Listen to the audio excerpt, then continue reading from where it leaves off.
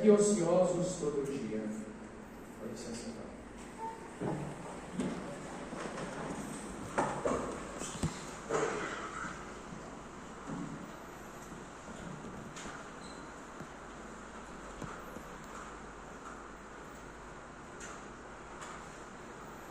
Caríssimos fiéis do nosso apostolado, a Diocese de Nova Friburgo, com grande alegria que o Padre Adriano me designou para celebrar a Santa Missa aqui no dia de hoje, aquela que é uma das minhas primeiras Santas Missas, tendo em vista que não tenho nem 2 meses de padre ainda. Fui ordenado no último dia 13 de dezembro, dia de Santa Luzia. Peço, portanto, também, aproveitando a oportunidade de estar aqui na presença de vocês, que rezem por mim e lembrem-se de mim nas suas orações que eu não ministério. Na história sagrada da nossa salvação, nós temos 2 noites sacratíssimas das quais dependem, acima de tudo, a nossa salvação. Essas 2 noites são a noite de Natal e a noite da ressurreição. Exatamente quando o pecado da humanidade, como que envolvia o mundo de trevas, Deus escolhe o período da noite, simbolicamente, a fim de nos manifestar que Ele é a luz que dissipa todo o pecado. O mistério do Natal e o mistério da Páscoa são assim como esses 2 centros de gravidade, esses 2 sóis que iluminam todo o ano litúrgico. E são festas de tamanha importância que nós não podemos, e a Igreja não permite que nós o façamos, chegar a essas festas sem uma adequada preparação da nossa alma, sem que o nosso coração esteja bem disposto para colher as graças e os frutos espirituais que Deus nosso Senhor e a Igreja quer nos comunicar por meio dessas 2 festas do ano litúrgico. E é por isso que para essas 2 noites sacratíssimas nós temos 2 tempos de preparação. Há pouco nós vivenciávamos o tempo do Advento, que nos preparou, nos purificou o coração para celebrarmos a noite do nascimento do nosso Salvador. Mas para nós chegarmos em festa ainda mais importante que a festa do mistério pascal de Cristo, da sua paixão, morte e ressurreição, pelo qual nós somos salvos e libertos do pecado, é necessária uma preparação ainda mais diligente e cuidadosa, ainda mais atenta e prolongada. É para isso que nós temos a grande purificação do tempo quaresmal. Ainda mais, para que nós não cheguemos na quaresma de surpresa e que a quarta-feira de cinza nos surpreenda despreparados, a Igreja, na sua sabedoria, com o passar dos séculos, houve por bem instituir ainda um tempo de preparação para um tempo de preparação. A preparação da preparação é o tempo da Septuagésima, que hoje nós damos início. Não é difícil perceber, quando nós chegamos na Santa Missa, que a cor dos paramentos de repente mudou da cor verde do domingo passado, assume um tom mais lúgubre, um tom mais severo, que é o tom da cor roxa, símbolo da penitência. O glória foi silenciado e não será mais entoado até que o Senhor ressuscite. Se nós formos atentos e acompanharmos os textos dessa Santa Missa, veremos que o introito já nos fala das dores de morte que nos circundam. O tracto que nós rezaremos de agora em diante, até também o Sábado Santo, nos fala do profundo abismo dos nossos pecados, do profundo das nossas misérias. Enfim, tudo isso é a Sagrada Liturgia, é a Santa Igreja, como pedagoga, como mãe, vai nos guiando pela mão para nos introduzirmos no mistério pascal de Cristo, que dentro em breve celebraremos. Mas como nós somos falhos, inconstantes, a quaresma não basta, não é suficiente. Nós precisamos ainda desse tempo de transição, que é o tempo da Septuagésima. 70 dias aproximadamente faltam para o tempo da Páscoa, daí o nome Septuagésima. E é tempo de já pensarmos naquela penitência que iremos fazer no tempo quaresmal, já pensarmos naquela salutar conversão que nós queremos alcançar por meio dessa quaresma. Tempo de nós pensarmos o que devo fazer para trabalhar com mais afinco pela minha santificação pessoal, pela minha salvação eterna, pela minha purificação dos meus pecados. Mais ainda do que todos esses sinais, talvez do tempo da Septuagésima, o sinal mais indicativo seria a omissão do Aleluia. Esse que é o cântico de júbilo da igreja. Louvai o Senhor, é o seu significado. E a igreja, inclusive um costume piedoso antigo, como que enterra o Aleluia neste sábado, silencia, porque é a hora de se despir da gala e já começar a se vestir de luto. Em breve nosso Senhor já vai dar a sua vida por nosso favor, para a nossa salvação. É necessário já nos imbuirmos de um espírito de compulsão, arrependimento pelos nossos pecados, e um espírito de penitência, de correção, de emenda, de melhora de vida. O Evangelho de hoje traz-nos uma das passagens que talvez seja uma das mais perturbadoras para os fiéis. Assim como a parábola do administrador infiel, que mais pela metade do ano iremos ouvir, que são parábolas que, à primeira vista, soam aos nossos ouvidos como se nosso Senhor defendesse a injustiça, uma suposta injustiça. Mas para compreendê-la bem, vamos partir do fato de que nosso Senhor mesmo dá a chave de compreensão para interpretarmos bem essa parábola, quando Ele diz que toda essa história é uma comparação com o reino dos céus. Muitos cristãos já começam a trabalhar na vinha do Senhor, que é a vida eterna, que é a nossa alma, que devemos cultivar para obtermos a bem-aventurança do céu. Muitos já começam a trabalhar por essa linha em tenra idade. Já nascem no berço católico, recebem, graças a Deus por isso, uma formação católica sólida. E por isso, desde pequenos, já rezam, vão à igreja, frequentam os sacramentos, conhecem a doutrina sagrada. Esses são os trabalhadores que já trabalham a partir desse convite que foi feito já na madrugada pelo Senhor da vinha.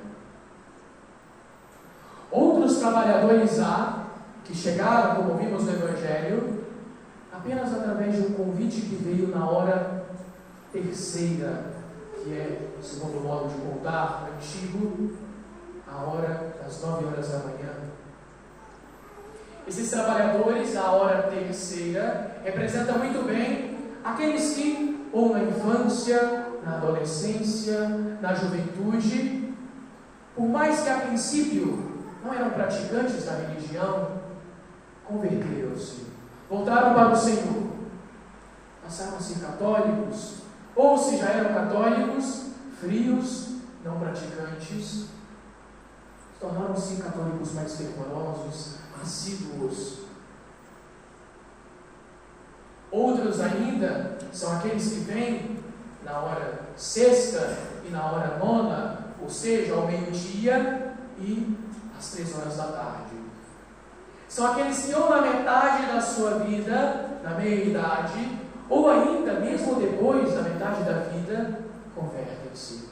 Depois de terem muito vivido, ociosos, longe de Deus, não trabalhando pela sua própria salvação, mas pela praça do mundo, tendo permanecido, gastando tempo com o que não vale a pena, enfim, se enveredam pelo caminho da verdade, se voltam para Deus nosso Senhor. Por último, Nós somos os trabalhadores da 10ª hora, da 11ª hora, às 5 horas da tarde. Portanto, o fim do dia, o sol já quase se pondo, pouca luz. Se a nossa vida aqui é comparada ao dia, um dia que passa, a brevidade de um dia, esses trabalhadores misticamente representam aqueles cristãos que só se voltam ao Senhor, só se convertem bem no fim da vida. Quantos há que não se converteram nos últimos suspiros, nos últimos instantes, que por uma graça especialíssima de Deus, não tiveram seus olhos abertos, não reconheceram seus pecados e deles se arrependeram nos últimos instantes da sua vida, ou ainda na velhice já avançada? É o caso de São Dimas. Nos últimos segundos, por uma disposição divina, estando do lado do próprio Salvador do mundo, recebeu uma absolução total dos seus pecados e uma santificação da sua alma. Ele é santo, não vamos nos esquecer disso. Um trabalhador da hora 10ª, da última hora. O ócio, essa parábola, recorda a verdade de que quem não possui em si a graça de Deus, a graça santificante, ou seja, em outras palavras, a alma em pecado mortal, é como alguém ocioso, inerte, alguém que não se move, pois não trabalha pela sua salvação.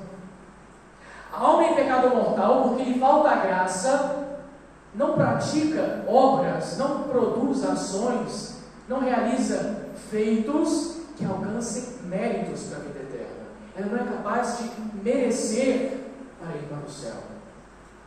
A capacidade de merecer, de fazer obras que nos alcancem o céu, isso só se dá por meio da presença da graça de Deus em nossas almas.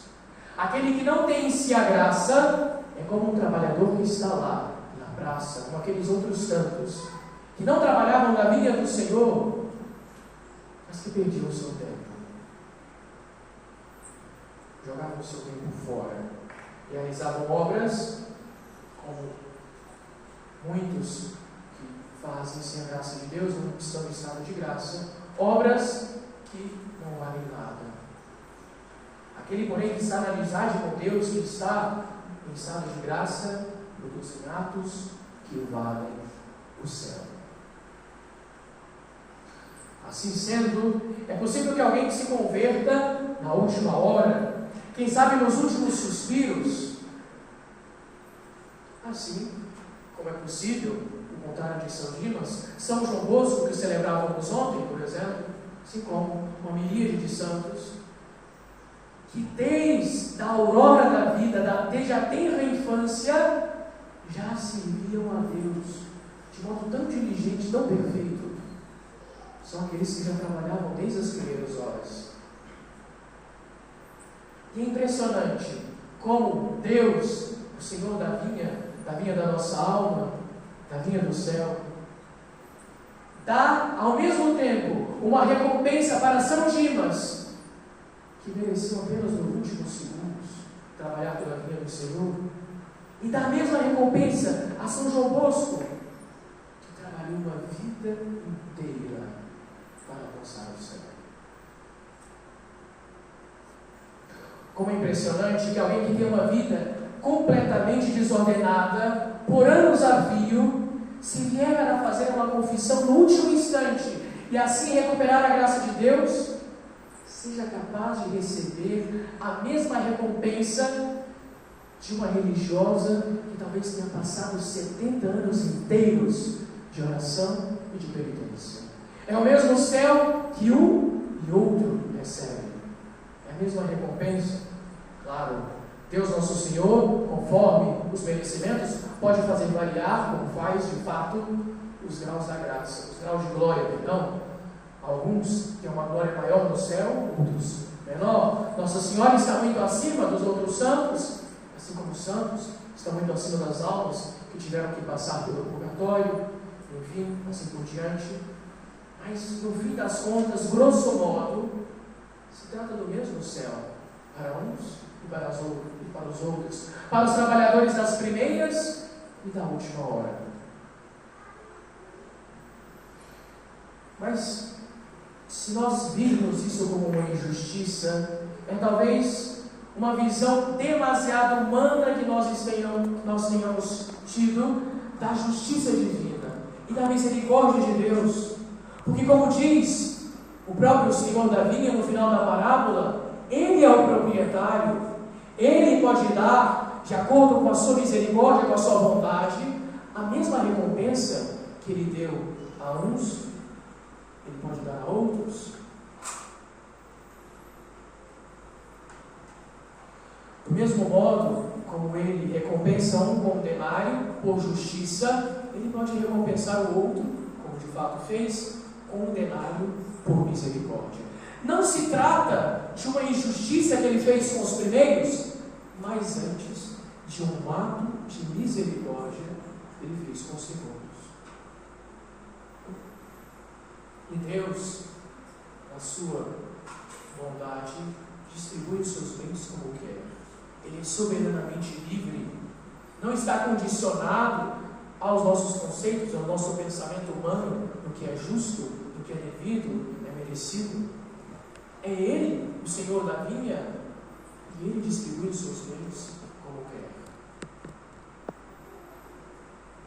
Nossa vida é como esse dia que passa, e a cada hora desse dia é como se fosse cada instante, cada momento da nossa existência. É que nosso Senhor nos convida e reitera os convites da sua graça, não só para a nossa conversão, mas também para a nossa santificação cotidiana. Ele não nos chama uma ou duas, mas várias vezes, a cada hora que passa, a cada instante. Mas a questão é, até quando nós estaremos ociosos? Até quando nós vamos ignorar os chamados de nosso Senhor para trabalhar com mais afinco, com mais força pela nossa salvação, para alcançarmos a perfeição? Até quando vamos ignorar Deus que nos convida a nos desapegarmos daqueles pecados aos quais nós estamos habituados, os quais cometemos com frequência? Até quando vamos ignorar o Senhor que nos chama a trabalhar talvez numa oração mais assídua, mais fervorosa? Até quando vamos ignorar os convites de nosso Senhor? Muito conveniente é que a igreja nos proponha esse evangelho, nós que estamos nas portas da quaresma. Mais uma oportunidade Deus vai nos dar de uma nova conversão, de uma nova mudança de rumo na nossa vida, que é a quaresma deste ano de 2026. Uma oportunidade nova para crescermos na vida espiritual, para darmos um passo avante, em frente, no caminho da santidade. Já é tempo de nós começarmos a pensar naquelas devoções, nas penitências, nas virtudes que queremos conquistar nessa quaresma. A nova conversão pela qual devemos lutar. Não aconteça que nos demos conta de que talvez seja tarde demais. As horas passam, menos a última hora. Pode ser que o dia acabe passando e nós ficamos lá na praça com aqueles trabalhadores que talvez permaneceram ociosos ao longo de todo o dia e não trabalharam e não mereceram a recompensa. Que nós também não fiquemos ociosos e não percamos a recompensa na vida eterna. Cada segundo a mais é um segundo a menos. Não sejamos como tantos trabalhadores que certamente ainda permanecem na praça da inércia, da tibieza, da indiferença. Até a última hora da nossa vida, nosso Senhor não vai cessar de nos convidar a nos retirar para a vinha da nossa alma, na qual Ele toma o Senhor, para que a cultivemos. Não desprezemos os seus divinos convites, nem os de cada dia, e nem do tempo quaresmal que se avizinha. Quid ixtatis tota die ociosi, por que ficais aqui ociosos todo o dia? Amém. Amém.